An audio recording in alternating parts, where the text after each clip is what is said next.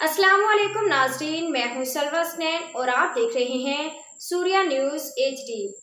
आइए नजर डालते हैं आज की अहम खबरों पर।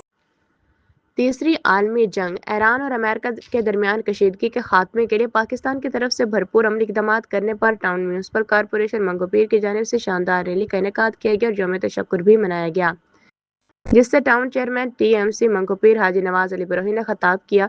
इसमें पाक फौज के chief of defence staff field marshal Syed Asim Munir Ahmed और प्राइम मिनिस्टर ऑफ पाकिस्तान को खराज तहसीन पेश किया गया।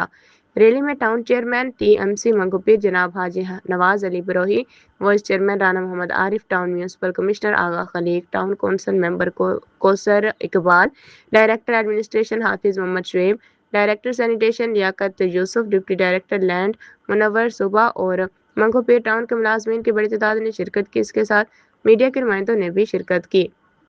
इस मौके पर पाक फौज की हिमायत में नारेबाजी करके field marshal general Syed Asim Munir को जबरदस्त खराज तहसीन पेश किया गया। इस मौके पर खिताब करते हुए चेयरमैन हाजी नवाज अली बरोही ने कहा कि हम पाक फौज को जबरदस्त खराज तहसीन पेश करते हुए पाक फौज के शाना बशाना खड़े हैं।